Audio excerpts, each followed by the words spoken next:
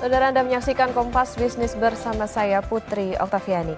Pertamina memastikan proses hukum atas dugaan korupsi tata kelola migas tidak akan mengganggu operasional perusahaan, baik impor, produksi, sampai penyaluran BBM. Pertamina mendapat jaminan Kejaksaan Agung tidak akan ada penyegelan atau sita aset selama proses hukum berjalan. Kepastian ini merupakan hasil koordinasi dan konsultasi Pertamina pada Kejagung. Kepastian tidak ada sita aset juga membuat Pertamina leluasa mendapatkan likuiditas dari perbankan ataupun dari kreditor lain sebagai modal kerja. Investasi berupa peningkatan produksi minyak mentah siap jual alias lifting juga berjalan seperti biasa. Kemarin juga kami konsultasi dengan Kejaksaan dan alhamdulillah mendapat support yang sangat bold, sangat confirm bahwa Kejaksaan akan menjamin keberlangsungan operasional Pertamina Group dalam hal terkait dengan penggunaan aset yang digunakan untuk menjamin kelancaran operasional di seluruh Pertamina Group. Jadi Kejaksaan tidak akan melakukan semacam penyegelan atau penyitaan aset yang digunakan untuk kelancaran operasional, distribusi dan juga pelayanan kepada masyarakat dalam konteks penyediaan energi dan juga ketahanan energi nasional, apalagi yang menyangkut objek vital nasional. Jadi ini underline dan support dari Kejaksaan betul-betul solid. Saudara, Pertamina juga berjanji memperbaiki tata kelola minyak mentah dalam negeri sebagai evaluasi atas kasus dugaan korupsi yang merugikan negara 193,7 triliun rupiah di tahun 2023. Perbaikan dan transparansi akan melibatkan BPH Migas dan Kementerian ESDM. Kita juga akan berkolaborasi dengan pihak eksternal, dalam hal ini BPH Migas, karena BPH Migas juga termasuk yang menjadi pengawas untuk kami menyalurkan atau distribusi dari bahan bakar yang PSO.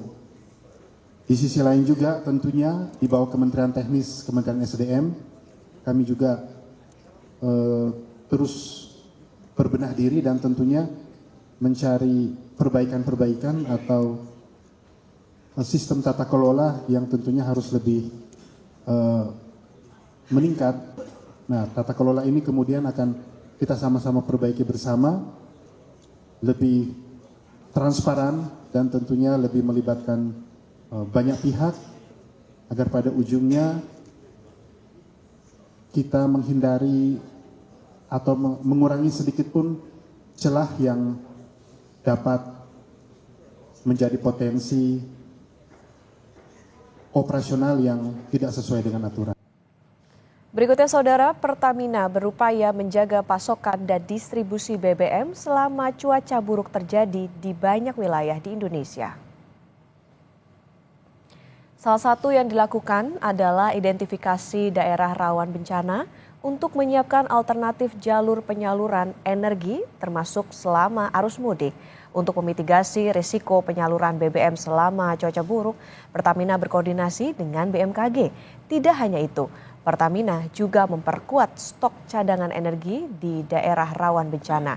Khusus saat Lebaran 2025, mobil tangki akan disiapkan di kantong jalur mudik untuk memastikan ketersediaan energi. Kami sudah rapat lintas kementerian dan lembaga. Di dalam tim rapat lintas kementerian dan lembaga ini ada BMKG. Jadi BMKG memberikan akses kepada kami bagaimana perkiraan cuaca, termasuk perkiraan arus laut. Itu kami diberikan aksesnya, kita bisa melihat sebetulnya di daerah mana nanti yang diperkirakan akan kesulitan penyandaran kapal dan lain-lain. Kita pada saat melihat perkiraan BMKG dan juga hasil survei Kementerian Perhubungan terkait dengan rencana pergerakan masyarakat, kami memetakan ada wilayah-wilayah atensi. Wilayah-wilayah atensi ini yang rawan bencana dan mungkin juga daerah remote. Nah, daerah-daerah remote ini biasanya 2 minggu sebelum menjelang puncak mudik kami sudah melakukan build up stok di lokasi-lokasi outlet kami. Jadi di SPBU yang 3T itu kita tambahkan stoknya.